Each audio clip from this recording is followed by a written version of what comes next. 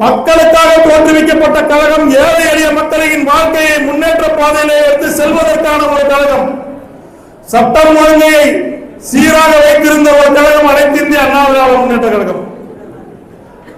புரட்சி தலைவர் அவர்களுக்கு கருணாநிதியால் சோதனை ஏற்பட்ட காலத்திலே தொண்டர்கள் அனைவரும் ஒன்று சேர்ந்து, தலைவா தோன்று விடாதே, உனக்காக நாங்கள் இருக்கின்றோம், எங்களை காக்க நீங்கள் தான் வேண்டும், எங்களை காக்க மட்டுமில்லை இந்த தமிழக மக்களை காக்கவே நீங்கள் வேண்டும், அதற்காக நாம் ஆரம்பிப்போம் என்று ஆரம்பித்த இயக்கம் தான் அனைத்து இந்திய அண்ணா திராவிட முன்னேற்ற கழகம்.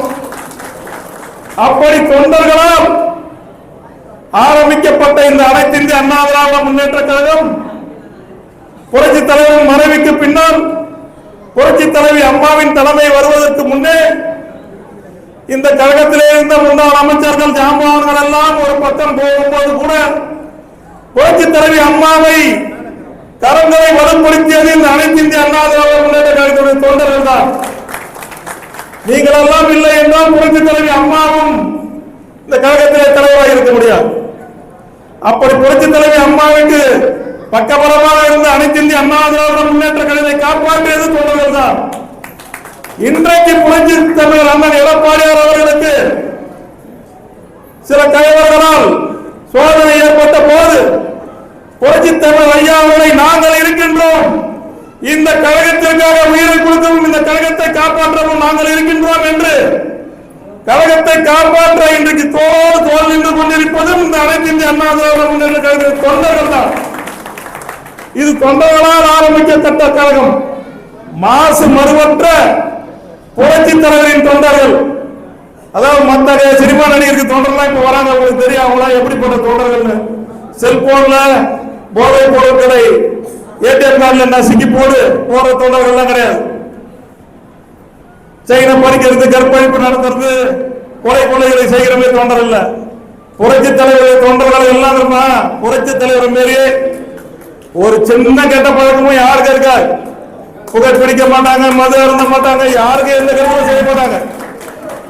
என்ன ஒண்ணு, நம்ம புரட்சி தலைவர் பேரு சும்மா கர்லிங் முடியெல்லாம் வச்சுட்டு மேக்கப் நல்லா போடுவாங்க, வேற ஒண்ணுமே. ரொம்ப அப்பழுக்கட்ட தூய்மையான உள்ள கொண்ட அந்த தொண்டர்களால் ஆரம்பிக்கப்பட்ட இந்த இயக்கம் எந்த கைவரனாலும் எவனாலும் எந்த காலத்திலும் அழிக்க முடியாது. இது யாராலும் அழியாது. எப்படி புரட்சி தலைவர் புரட்சி தலைவி அம்மாவுடைய ஆத்மா மட்டும் தாக்கின்றது என்று நினைத்துக் கொள்ளாதீர்கள். புரட்சி தலைவர் காலத்திலே அந்த கழகத்தை ஆரம்பித்த அனைத்து தொண்டர்களையும் ஆத்மாவை இந்த கட்சியை காப்பாற்றிக் கொண்டிருக்கின்றது.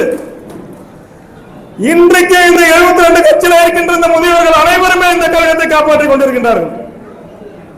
அனைத்து இந்திய அண்ணா திராவிட முன்னேற்ற கழகத்தை எவனாலும் எப்போதும் அசைத்து பார்க்க முடியாது.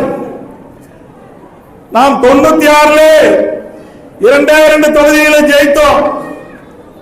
அப்போது மீண்டும் ஆட்சிக்கு வந்தோம். நீங்க எல்லாம் சொல்லலாம், அப்ப அம்மா இருந்தாங்க, திருப்பி ஆட்சிக்கு வந்துட்டாங்க, இப்ப என்ன பண்றது? அம்மா ஒருவர் மட்டும் நினைந்த ஆட்சிக்கு கொண்டாட முடியுமா? அம்மாவுக்கு பின்னால் இருந்து இந்த ஆட்சியை கொண்டு வந்தது நீங்க தான். உங்களை மேல் தொண்டர்கள் தான் அன்றைக்கு அம்மாவுக்கு பின்னாடி பக்கபலமாக இருந்து இந்த ஆட்சியை மீண்டும் கொண்டு வந்தார்கள். அதே போல தொண்டர்கள் நீங்கள் இருக்கின்றீர்கள். நீங்கள் மீண்டும் அனைத்து இந்திய அண்ணா திராவிட முன்னேற்ற கழகத்தினுடைய ஆட்சியை புரட்சி தலைவர் ஐயா எடப்பாடியார் தலைமையிலே நீங்கள் நிச்சயம் அமைத்துக் கொடுப்பீர்கள். உங்களால் முடியும், உங்களால் மட்டும்தான் முடியும்.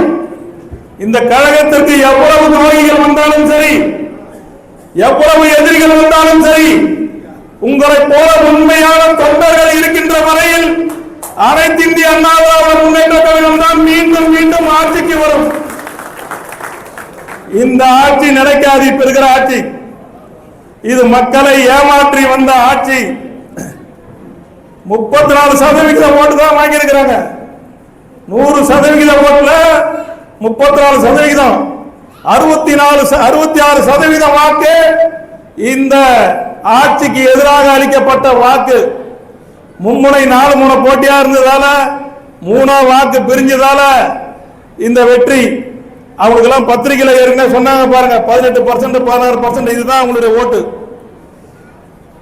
தாய்மார்களை எல்லாம் அந்த சின்ன சின்ன பிள்ளைங்க ஏமாத்தி இந்த விஜய் சின்ன பிள்ளைகள் எல்லாம் அங்கிளுக்கு ஓட்டு போட சொல்லுங்க, அண்ணனுக்கு ஓட்டு போட சொல்லுங்க, தம்பிக்கு ஓட்டு போட சொல்லுங்க சொன்னதன் காரணமாக பிள்ளை பாசத்தால ஏமாந்து வாக்களிச்ச வாக்குகளும் அவர் 2500 ரூபாய் தரனாரு, ஒரு பவுன் செயின் தரனாரு, பிள்ளைகளுக்கு தங்க மோதிரம் தரனாரு, படிச்சுட்டு சும்மா இருக்கிற பசங்களுக்கு 4000 தரனாரு. அப்படி அவர் அள்ளி விட்ட பொய்யான வாக்குறுதிகளை நம்பியும் விழுந்த வாக்குகள் தான் இன்றைக்கு அந்த ஆட்சி.